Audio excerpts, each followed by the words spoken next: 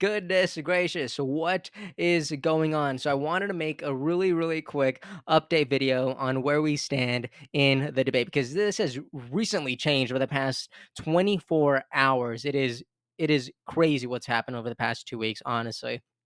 But I wanted to give an update video. I wanted to share Trump's perspective on essentially creating a new debate, and I wanted to look at Kamala Harris's perspective on wanting to keep the September 10th debate. And I want to look into a perspective that I think RFK Jr. should be exploring for these debates that I believe he's kind of being squeezed out of from both sides because, as we already have recently discussed, at this point, it looks like RFK Jr. is stealing more votes from the Conservative Party, from President Trump, than from Kamala, because it looks like a lot of Democrats have really rallied behind her. So it does look like President Trump is also not wanting RFK Jr. to participate in these debates. So I do think that's really interesting. So let's get into everything that's happened. Starting last night, President Trump shared that he has officially agreed to debate Kamala Harris on Wednesday, September 4th on Fox News, saying that he doesn't want to participate in the ABC debate anymore because, again, he originally decided to participate in that debate against President Biden, but now he's citing the litigation against the ABC network and George Stephanopoulos, so it's a conflict of interest. And that's what he is saying. And now he wants to debate Kamala on Fox with these two moderators, as well as with a full audience. And I also think this is really interesting, but he also says that President Biden has been treated horribly by his party.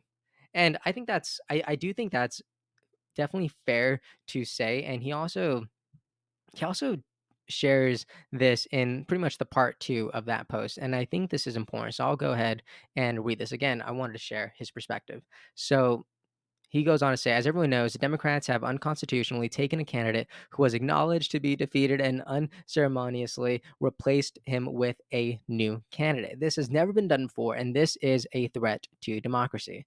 So, on whatever side of the political aisle you stand on, I believe that is definitely worth noting and registering, right? Because now the leader of the Democratic Party is someone who the American people did not choose, right? The American people did not choose Kamala to represent them. And so all of her and the rhetoric of saying like, "Oh, Trump is a threat to democracy," like says the person who no one voted for. So all of that is really interesting. I'll continue.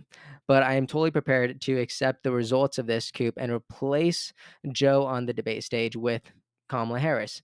I spent hundreds of millions of dollars, time, and effort fighting Joe, and when I won the debate, they threw in a new candidate into the ring. Not fair, but it is what it is. Nevertheless, different candidate or not, their bad policies are the same. I think that's important to register. And this will be strongly revealed at the September 4th debate. I look forward to meeting and debating Kamala Harris on September 4th. And this date is also convenient and appropriate in that it is just prior to the September 6th start of early voting in the 2024 election. I look forward to seeing everyone September 4th in the great Commonwealth of Pennsylvania. So, like I said, I wanted to go into other people's perspectives. So, this is what Kamala Harris has responded with. And I do think this is really fascinating. Kamala Harris responds on X saying, "It's interesting how anytime, any place becomes one specific time, one specific safe space." First of all, yeah, he definitely didn't say that.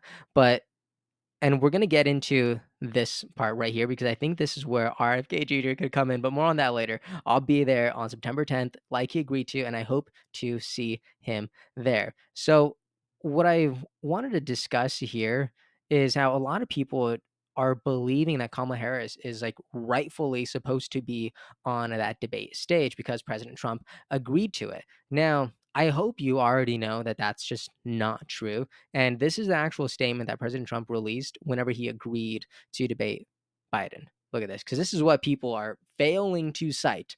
But this is what he says. He says, "It is my great honor to accept the CNN debate against crooked Joe Biden." Because a lot of people are saying, like, "Oh my gosh, she only wants to do it on Fox News because it's a conservative network." Like, he had already agreed to debate on CNN and ABC News. So that line of thinking just doesn't really make sense with me. So, but I'll continue. he agreed to debate Joe Biden on June 27th, like we saw. Likewise, I accept the ABC News debate against Joe Biden on September 10th. Thank you. Right? So none of this says that he's agreeing to debate Kamala Harris. Like, this is so specific. I am accepting to debate President Biden on September 10th on ABC News. That is what this says. Okay. So to see Kamala Harris say that she's gonna be there like he agreed to, like, he never agreed to debate you then. Okay, so you are manipulating words and you are lying to your massive audience. Like, what is this? She has 20 million followers. You're lying to every single one of those 20 million people. And I think it's really important to register. And again, Kamala Harris's campaign is really like attacking this point too. This is the statement they released whenever Trump said that he agreed to debate her on Fox News. All right. This was shared this morning. Donald Trump is running scared and trying to back out of the debate that he already agreed to. Also, you know what I recently heard? I heard that whenever there's one side of the aisle accusing the other side of something, it's actually a self reflection. They're accusing them of something because they're doing something. It's the party that says they are a threat to democracy that is showing their own skin, saying, "No, we're actually a threat to democracy." So I think there's something there. Obviously, that idea is still unrefined. I heard that idea somewhere else, but I do think that's interesting. So whenever I'm reading this, like Donald Trump is running scared and trying to back out of the debate, I'm thinking Kamala Harris is running scared and trying to back out of the debate. So that's just my impression. I could be wrong. You let me know in the comments. I'd love to hear about it. So I'll continue. Fox News to bail him out. He needs to stop playing games and show up to the debate he already committed to on September 10th. Again, he committed to that with President Biden. The vice president will be there one way or the other to take the opportunity to speak to a primetime national audience. Okay, and I'll go on that later. We're happy to discuss further debates after the one both campaigns have already agreed to. Did did the Trump campaign agree to debate the Harris campaign? Yeah, exactly. So Mr. Anytime, Anywhere, Anyplace should have no problem with that unless he's too scared to show up on the 10th. Are you saying that you're too scared to show up on the 4th? Like, this really does go both ways. Really. Anyways, I also wanted to go into this perspective that I saw because and I promise this makes sense, but we've already discussed this on this channel, but whenever Kamala Harris was like first the newly nominee, I was going over her policies on her website, which there are none, which is hilarious. But this person just said it's been 14 days and Kamala Harris has done no interviews or press conferences since becoming the unelected Democratic nominee. Okay. And I think this is why she is pushing to not show up to that September 4th debate because like I said, I think she's running scared. We're trying to back out. And I think this is an inflection point, right? Because this person's asking, like, when do I hear her ideas and policies? I have questions on immigration, the economy, foreign wars, China, anything. And I do think that's interesting. Like, check out this clip from Kamala Harris discussing debating President Trump. Look at this. I'm ready to debate Donald Trump. I have agreed to the previously agreed upon September 10th debate. He agreed to that previously. Now it appears he's backpedaling. Like, what are you talking about? He never agreed to debate you. Come on. People, I hope you're seeing this. But I'm ready. And I think the voters deserve to see the split screen that exists in this race on a debate stage. Come on. I love it. I love what you're saying here. Yes, the American people deserve to see a slate of candidates battling these ideas right in front of millions of Americans. I think this is great.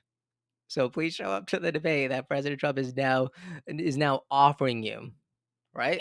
And so I'm ready. Let's go. Now I want to talk about Mr. Kennedy because he is in such a unique position right now because whenever you look at these major party candidates, President Trump, Kamala Harris, they are both kind of agreeing to debate each other, right?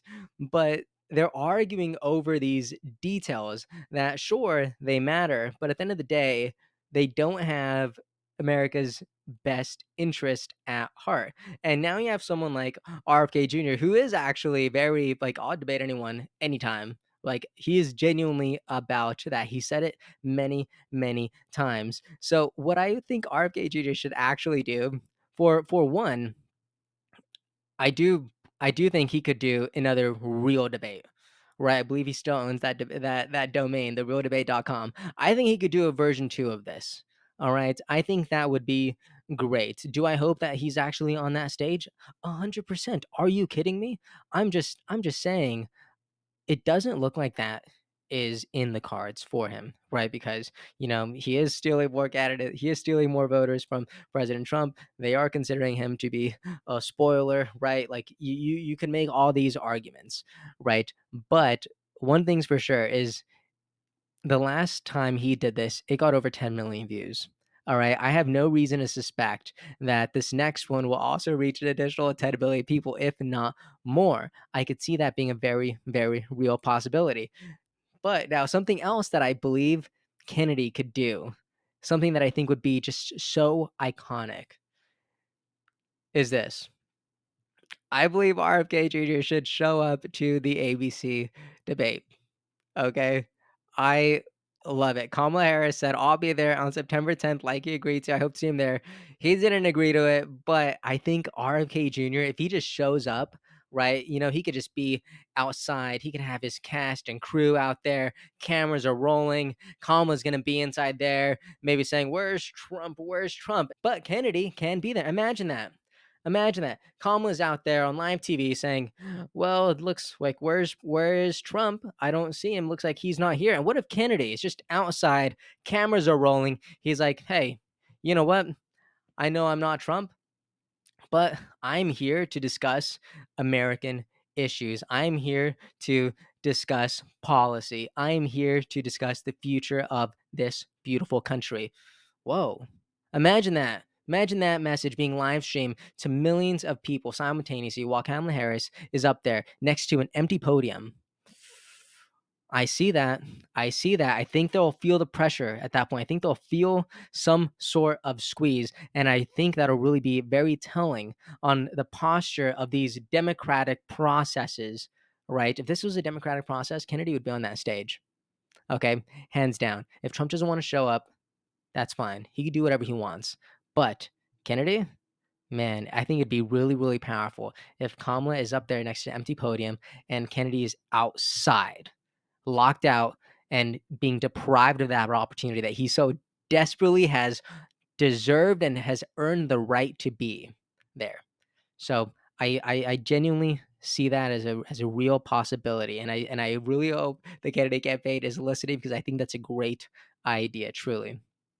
And and a final thought, because I did say I wanted this to be a quick video. My final thought is Democrat, Republican, Independent. It is imperative that the American people can gather and see a slate of candidates. Okay. A slate of candidates. Because right now, I hate to say it, but it does look like we're seeing the lesser of two evils again, right? We're seeing the party leaders, President Trump, Kamala Harris, and you see a lot of people are still unhappy with both of them. And you know what? Back in the day, there were a slate of candidates. All right. There were a ton of people to choose from. And now it just doesn't look like it's that. All right. For the past 8 years, it seems like there's only a handful of people to choose from. Usually just two people to choose from. And like, what is that? I think whenever there's a slate of candidates, we actually elevate the quality of conversations that we're having at a national level. Truly. And I do think that when you let people battle on a debate stage, you actually let the best ideas win. All right. Because it becomes less about party and more about policies. It becomes less about them and more about what they are saying.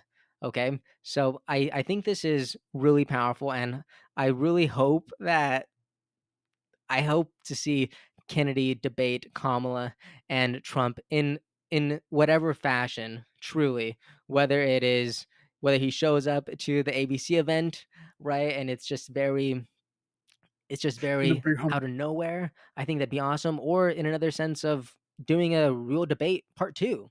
I'd be happy with that as well. I really would. Anyways, let me know how you are feeling about all this on August 3rd, this beautiful day in August. We are coming up to 90 days until the election. I want to know how you feel about President Trump today, how you feel about Kamala Harris today, and how you feel about the Robert F. Kennedy Jr. Okay, let me know in the comments. Let's keep the conversation going over there. Let's elevate the conversation there. And I'm just so happy and so grateful that you chose to spend this time with me. Thank you so much, and I'll see you next time. Hey everyone, thank you so much for watching and listening. I appreciate your time so much, and I really hope you enjoyed this episode. If you'd like to support what we're building here, please like and subscribe. It means a lot and it really helps us out. And if you want to see even more content from me, make sure to follow me on Instagram. I'm going to be sharing a lot more on there. Thank you so much. Have a great day, and I'll see you next time.